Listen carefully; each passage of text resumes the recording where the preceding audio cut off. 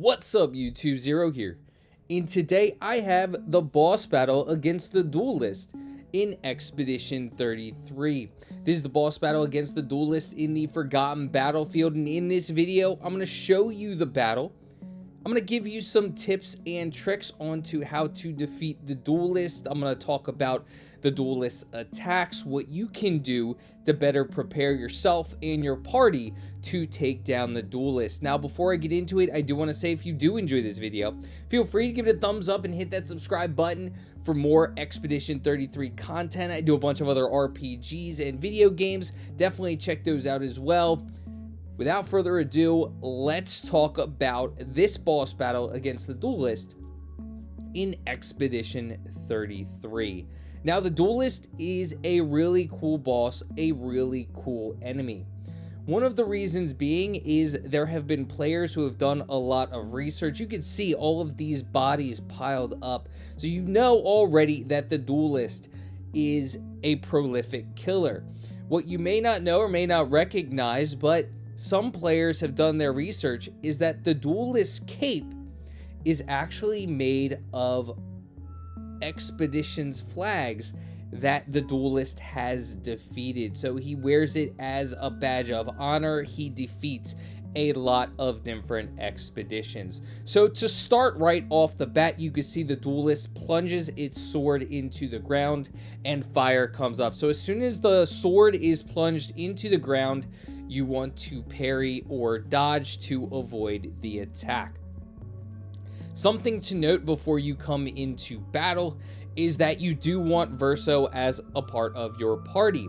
Reason being is the Dualliste is weak to light type damage, and Verso deals light damage. So that's something to note, that Verso has a lot of light type damage attacks, and the Dualliste is going to be weak to light type attacks. So you want Verso, you want to deal damage with his light attacks so you can deal increased damage.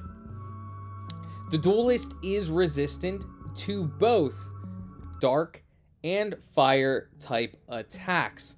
So utilizing Scale probably isn't going to be the best in this battle, as Scale does have a lot of dark type attacks.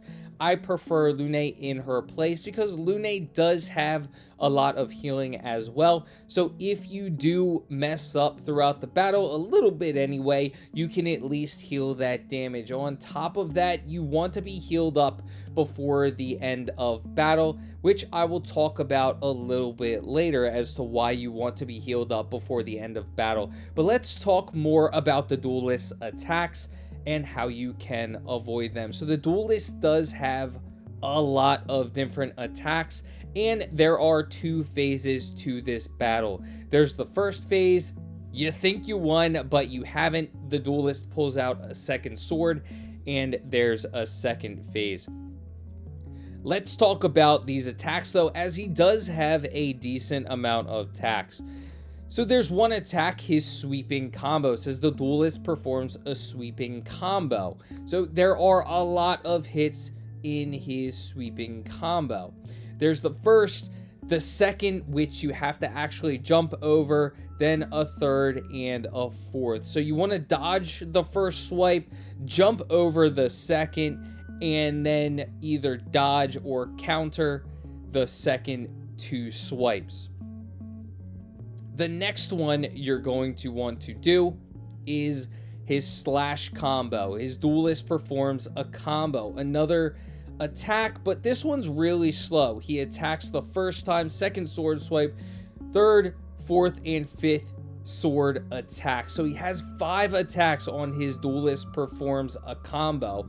It is a pretty slow attack that you can pretty easily see. Once he starts swiping his sword is when you're going to start to parry or dodge, when he starts to swipe his sword towards you. So that's just something to take note of when you are facing that attack. Then another one, the Dualliste attacks swiftly.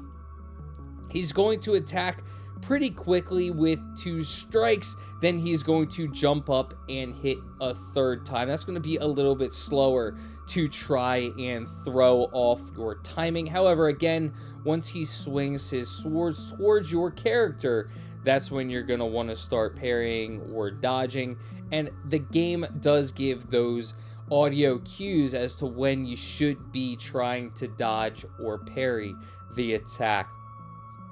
The next one, the Dualliste attacks the expedition. This is the move that we saw at the beginning of battle, where the Dualliste strikes his sword into the ground. As soon as he plunges his sword into the ground is when you're going to want to dodge this attack. Then you're going to be able to take no damage, and sometimes it does pop up twice. The fire does pop up twice, so that's just something to note. Then, when he has his two swords at the end of battle, the Dualliste performs a combo. So he will swipe with the two swords, and it will be a lot of different swipes. You're going to have to use gradient counter as well during the swipe. So again, just utilize the cues. When he starts to swing his sword, when you hear that audio cue, you want to dodge or parry. Again, it's going to be a lot.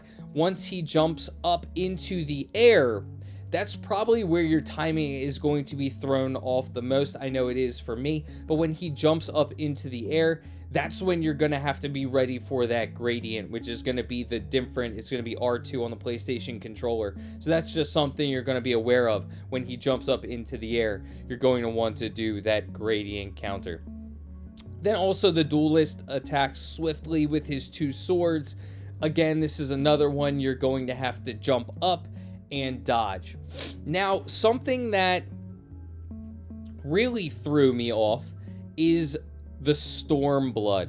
Stormblood, the Dualliste summons some form of entity, whether it's ghost, I guess it's blood of his enemies, maybe it's blood of the Dualliste himself, but this Stormblood attacks for him. So just be aware that he summons almost a double, I suppose, that attacks you. It's blood, whether it's blood of his enemies, whether it's blood of the Dualliste himself. This is the one that threw me off the most.